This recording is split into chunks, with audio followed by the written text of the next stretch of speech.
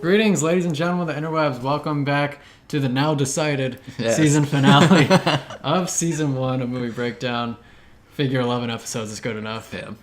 Tonight we're talking about The Godfather. Good one to end on. Absolutely. It's considered to be one of the greatest movies of all time, directed by Francis Ford Coppola, starring Marlon Brando, Al Pacino, Robert Duvall, James Caan, and Talia Shire.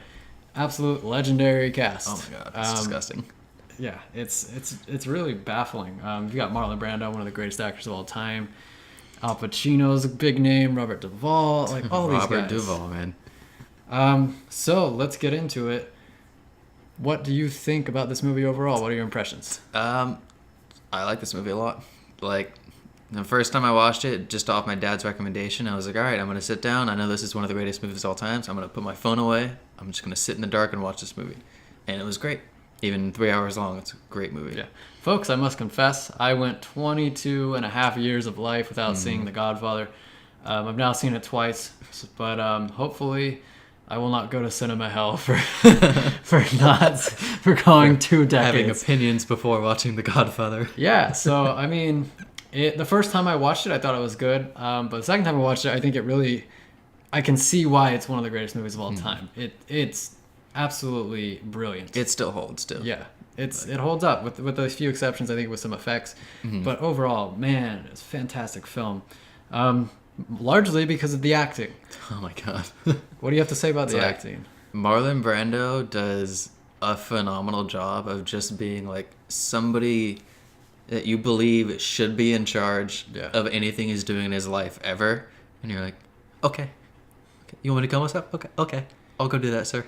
It's like he's so in control. He dominates every scene without being too much. He's just real subtle, and just his little actions that he does. I mean, he opens the scene, he's got cotton balls in his mouth. Just the jaws are so strange, but it works so well. And just like he's a man who knows what he's doing, and he's seasoned and he's experienced, and that's true of both Vito Corleone and Marlon Brando. Yeah, he speaks in that little like that whisper tone that kind of makes you gotta lean in and focus. You know? It's enthralling. Yeah. Absolutely love him. I mean, he doesn't have much screen time, but when he does, you can't help but be mesmerized by the guy. Then you got Al Pacino, who I think that he delivers some of the weaker parts of the movie with acting wise. I know there's the one scene with Kay where he's just, I love you, Kay. I need you. And it's just really flat and emotionless and expressionless. And that didn't work for me. But that's one of the few moments where that's true. He does really well when he needs to be in that like really subtle range, where I think probably my favorite scene in the movie is when he's just moving his eyes around while sitting at the dinner table and thinking about murdering these 2 guys and trying to see if he's got the guts to do it. And like, that's my favorite, is when he's subtle and he's down, and then when it should be played up a little, he doesn't always fulfill with that in this movie. Yeah, I think he's got like a great like 0 range, and then he's got a great 100 range. But that's not to say he did bad in the movie. I think, like you said, he's got some phenomenal scenes. The baptism scene where he's just... I do denounce the devil when you're like... You can see the just the complete like shift that's become of him. Like at the beginning, he looks so like baby-faced and clean, and then at the end, he's just like, man, this guy's done just some so stuff. Confident. Like the first scene where you really see that he's like truly confident is when he's talking to the Italian Apollonia's dad, and he's like, just... bring her over here. Let me meet her. It's like, with all respect, I'd like to meet her. And you're he's like, this man, like, he's in charge now. He's like, if you tell the other people where I am, you could get a lot of money. Worth a lot of money, but she'd lose a husband. And instead, she'd gain a husband. He's just like, man, that is. It's done so, and it's not just those 2 characters either. It's like Robert Duvall puts in great work as it comes to the air. Absolutely. And I think James Caan really sells the out-of-control, tempered, protective older brother. He's a loose cannon, and he does brilliantly in this movie. And I do love Talia Shire, and she's given some really difficult scenes to work with. Like, she has to be somewhat, like, out of her mind in a way in a few scenes. Like, my husband's trying to kill me. It's like, those are difficult to do, and she does a pretty good job. Absolutely. And obviously, the big theme of this movie is Michael's journey to the dark side. Yep, this is our reverse Anakin Skywalker. Absolutely. Where we go, Anakin, no, don't do it. Instead, we're like, yes, Michael. Yes, yes. Do some more. It's He's just so innocent at the beginning. I mean, even though he fought in World War II, he's just much cleaner than anybody in his family. Yeah. And he's like, he takes his time to tell, okay, like, you know, that's my family. That's not who I am. Yeah. And then slowly he's like, I got to protect my family. And then I got to become a stronger version of my dad to do that. The first time you see is when his father's almost got assassinated. Yeah. And he's like, all right, it's time to get the gloves out. And he it's so weird. Like, you just see, he sees the newspaper headline, and then in like a span of 10 minutes, he shifts to like, okay, I'm going to I'll kill them. I'll go to this meeting and I'll kill them. It's like the first moment where he's just like, where you really see that he's doing something to help his family is when he's got Enzo the baker, and they go outside and stand in the street and put their hands in their pockets just to look like they have guns to protect his dad. Yeah. It's like, shit, he's thought of something good there. Like, he's ready. Yeah, he's it's really a call to action. Like, when it comes down to it, he's gonna protect his family. He's gonna fight for his family, and he really takes it to the next level. And it's so enthralling to watch too. Like, every moment of it where he gets just a little bit stronger and things get worse for his family, it's like, it's amazing to watch. And it really, the other big moment is when his wife Apollonia gets blown up, and that's kind of like, all right, we don't really see the aftermath of that because it kind of jumps ahead a year, but one can imagine that would motivate him even more to take out his enemies. And he's all in on being in the family now at that point. So that puts us right into one of my favorite scenes of the movie. I think one of the most renowned scenes from this movie is the juxtaposition of the baptism with the assassinations of all the other family heads.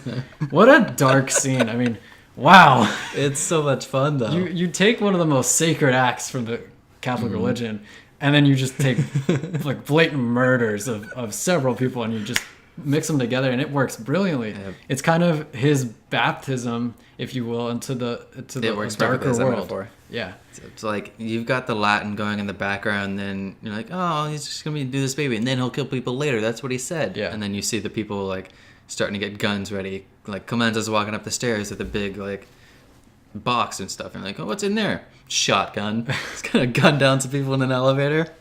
Man, I mean, it's just, it's so unexpected. And I had known about this scene before I saw the movie, but the context really helps. It's really jarring to see the baby being baptized and then these guys getting gunned down. And they're not only just getting gunned down, but every kill is interesting. Yeah. It's like people getting shot as soon as the elevator doors open, or like got right through the eye. Glasses, or probably the worst is you're in a revolving door and they lock it while you're stuck in there. Yeah, and then they just unload on you. You have to watch it happen. That's another thing about this movie. The kills are very creative. Yeah. It's not just like dull violence. It's going to shock you. At times it may be over dramatic, especially in the case of Sonny, who gets shot 40 times, then gets out of the car and gets shot another 100 times. And then kicked in the face after he's dead. I think this scene also shows it's a difference between Vito and Michael. Vito, I imagine he's done some pretty awful things. It doesn't really show anything that he does. He's kind of like he wants to keep the peace. He wants to do what's best for his family. He doesn't want to lose any more people. They've all definitely mentioned that he's mellowed out. And like, literally, his son dies and is like, I don't want any vengeance. And you're like, but I really want vengeance. Yeah. Michael takes care of that for him, but it's a real shift. Yeah, it's a real shift. Moving on, we both kind of think that one of the weaknesses, in a way, of the film is an absence of a true, large, overarching antagonist. I mean, they've got Barzini, but you don't really know about Barzini until the tail end of the film. Yeah, like I think Vito says, like, it was only until this day that I knew Barzini was behind it. And we're like, it was only until this moment that I remembered Barzini was in the movie. That's great. Who's Barzini? Like, we start off with Salazzo, and like, you know, he doesn't get his business going with the Taglias with the help of Vito, so he tries to kill Vito, and we're like, wow, okay, let's get that guy. Yeah. And then we got him so soon. We're like, okay, what's the rest of this? Is it going to be the Taglias? Like, okay, we're at war, okay, with a bunch of people, and like, we don't really even know that they've killed the Taglia's kid, except for one offhanded comment about we got him at 4 a.m. So, I think that, in a way, it's even more impressive that this film is so darn good without a true antagonist. Because honestly, it doesn't suffer much. And I think maybe it would have been even more convoluted if they had a antagonist, like an actual face to somebody. But, yeah, I guess I wouldn't mess with a masterpiece, But that is something that I think it suffered maybe a little bit for. I think you could have had an interesting villain, and that would have. Yeah, I would have liked that. But so like more scenes like Luca Brassi's death, where he gets kind of ganged up upon by Taglia and Salazzo. Like, that'd be more fun to see a little bit more of, so we can just have some more hatred for somebody. Definitely. And coming down to it, is it in the conversation for top 10 movies of all time? I know the AFI has it at like number 3 or 4. I think it is. It's pretty much every time I've watched it, I've loved it. I've had a good time watching it, and there's really not a lot you can say is bad about the movie except for dated blood effects. Yeah, really. I'm right there with you. I definitely appreciate the film. I enjoyed watching it. 3 hour long. It's almost 3 hours long. It doesn't feel it. It did tonight because we were hungry, but that's not the movie's fault. We've got to have lunch. We can't have 2 meals. But I enjoyed the movie. I think it's awesome. It's great. I'm looking forward to see the second one. I know you don't like the second one, but we'll get there. Yeah, we'll get there. So we're gonna take a little break and we'll jump into Yar 9. We'll be right back, folks. Don't go away. Buonasera. Buonasera. What have I ever done to make you treat me so disrespectfully? If you'd come to me in friendship, then the scum that ruined your daughter would be suffering this very day. And if by chance an honest man like yourself should make enemies, then he would become my enemies. And then they would fear you.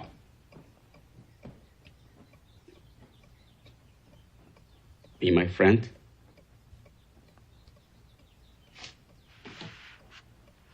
Godfather?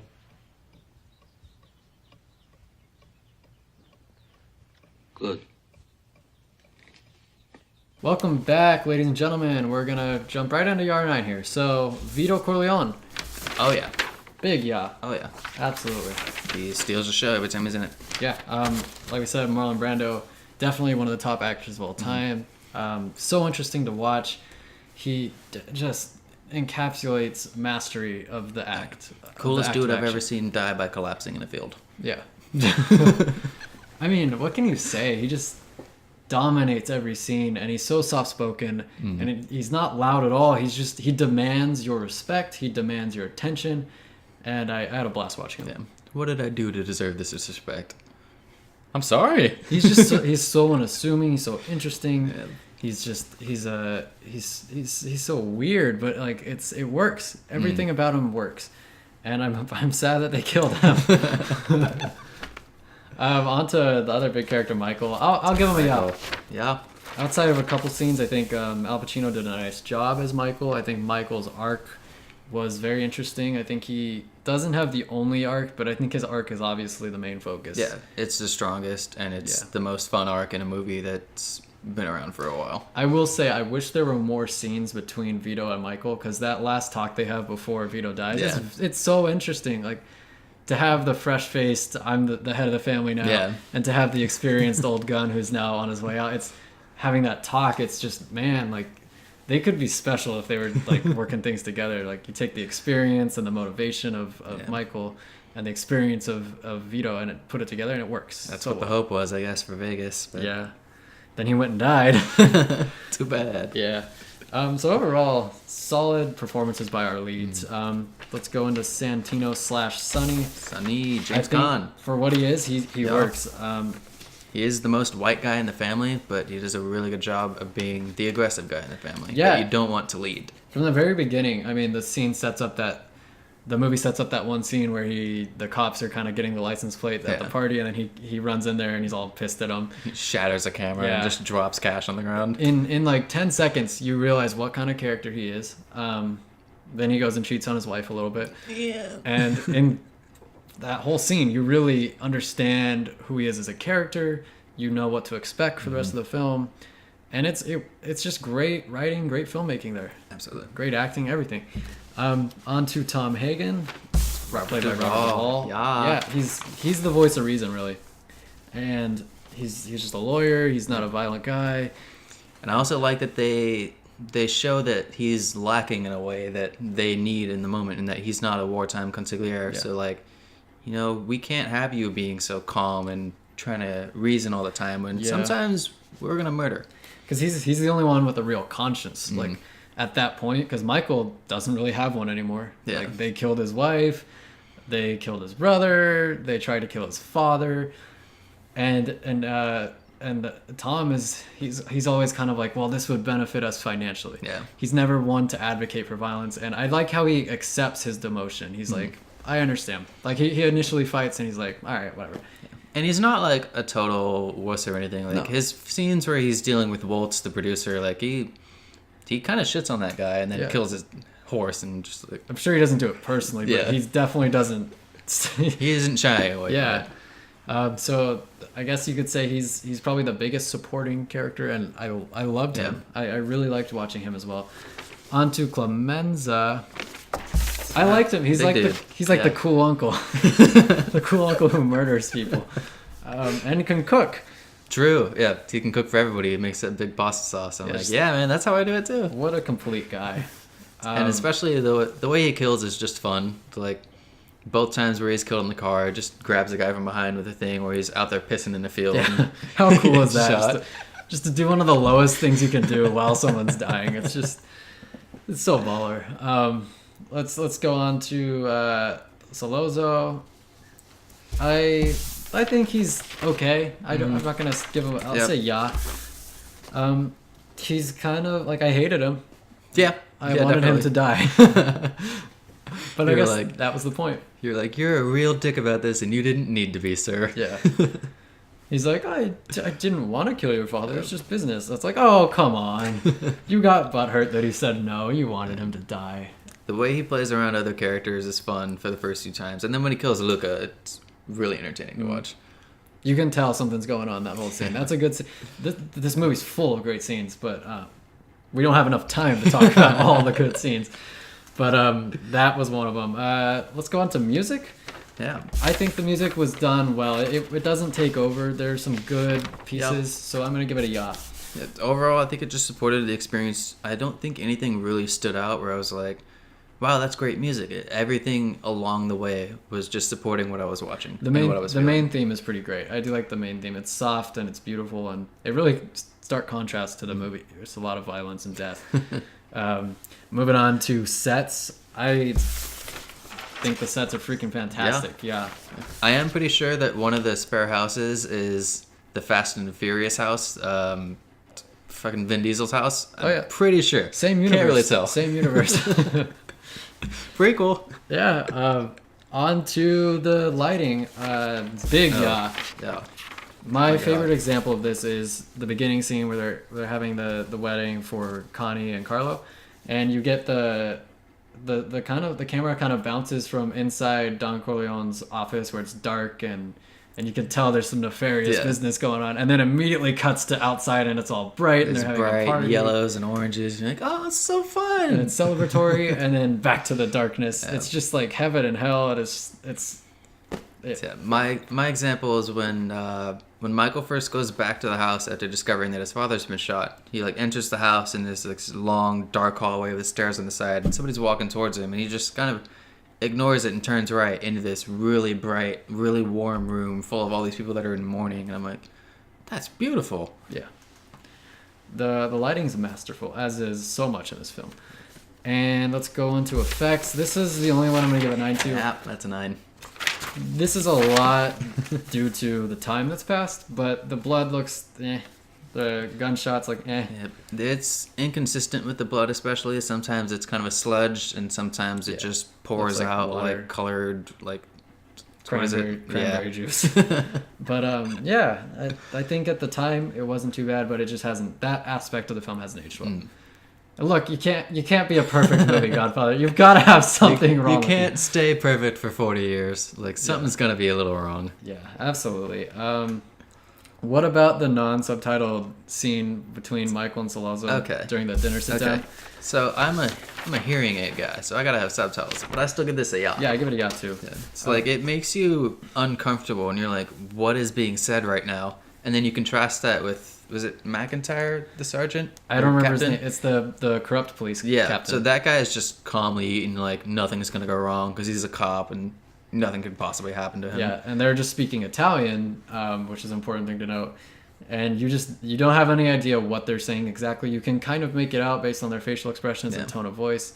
I imagine they were negotiating and not very friendly. Or even just being like, hey, how you doing?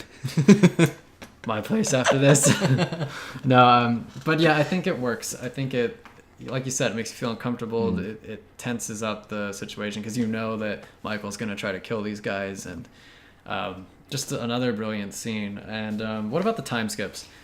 I think, if this were a television show, obviously that wouldn't be a deal. So I'm going to give it a yeah. I'll give it a yeah, too, because as a movie, I understand why I have to do that. So, like, I was thinking, like, there's so much things that I would love to watch, like Michael's journey after his wife gets killed, going back to Kay, but I'm like, we're already at, like, 2 hours Just and pushing 30 3 minutes. hours. They don't have the time. And, they do jump again a couple years later where he's got a kid, and you're like, maybe I didn't wholly need to see that. Yeah. It's like, all they did really was just Vito kept wilting away, and then they keep Carlo a little bit closer, away from Connie in some senses. Yeah, so I can forgive that. I'm not going to take anything from that movie for doing that. So that'll do it for Yar 9. We will be back to wrap this thing up. Don't go away.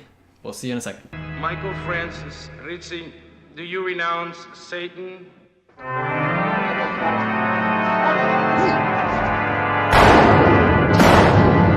do renounce him.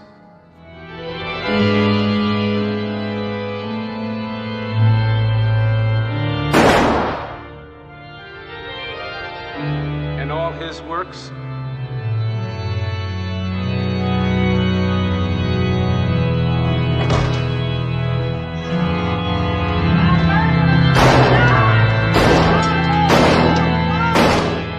I do renounce. All right, we're back to finish this thing.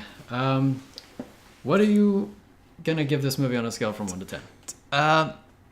Honestly, this is one of the best movies I've ever seen.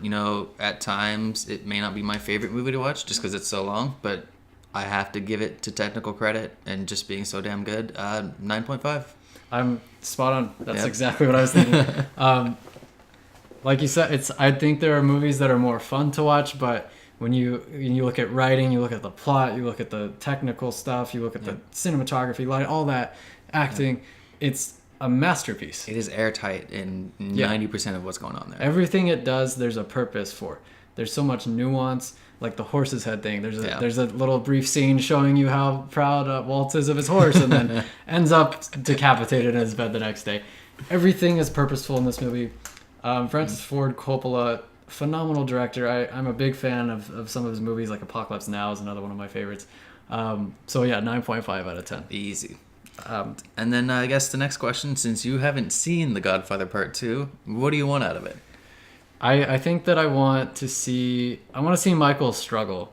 I think that in this movie, once he gets going, like, he 100% success rate. Like, he loses his wife on the way, but they didn't skip the struggle. They didn't have that great chemistry, anyways. Like, she didn't even speak English. She was only in it for 5 minutes, but I don't think he struggles much once he becomes the head of the family. He's instantly kills all the rivals. He takes care of all their problems. There could not be a sequel to this movie, and I'd be like, okay, they win. They're not going to face any trouble. I do know that you kind of see Don Corleone's younger days in the next one. I don't know how I feel about that. I think that might convolute the movie too much if you've got what Michael's doing and what Vito did. But knowing that you got De Niro playing that and De Niro does a good job, what do you think you want to see from Vito? I want to see him different. I want to see him more of a. I want to see. So you want weakness in the film in general? Yeah, I want the characters to struggle, but I want to see because Vito Corleone seems like the kind of guy who has learned from past mistakes. I want to see him make those mistakes. I want to see him younger and more rash, and then to learn from that, and by the end of the movie, kind of be it where Michael was at the end of The Godfather 1, if that makes sense. I just want to see these characters have good arcs, and I don't know what I'm going to get. So we have a couple announcements to make. This will be the last episode of Season 1 of Movie Breakdown. We'll take maybe take December off for the holidays, rest up. But we're going to keep putting out reviews of movies. The shorter ones of the newer content. Hopefully gain more audience so that season 2 of Movie Breakdown will actually get watched by more than your mom and a couple of our friends. We'll also try to work on a short film or two. We like to do that. We're going to get back into that for a bit. Yeah, it's a lot of fun. So we're excited to bring these things to you if anybody watches this. I'd like to thank Emily. I'd like to thank Brian for watching. He mentioned he liked our show. Much appreciated. Thanks, Brian. And any of you who watched, thank you from the bottom of our little hearts. Yeah. Even if you don't watch every episode because maybe you haven't seen it yet and you don't want to spoil, or hey, you don't like the movie, that's fine. But thanks for coming around and sticking with us. Yeah, if anybody's watched any of our videos, thank you. Even if you didn't like it, even if you hit dislike, thank you for at least giving us a shot. Let us know how we could improve. It really means a lot to us. So with that, we are going to go on and get out of here. It's getting late. And we will see you in the future. All right, guys. Bye. I'm Zach Cantrell. I'm Jacob. Just Jacob. Peace out, friends.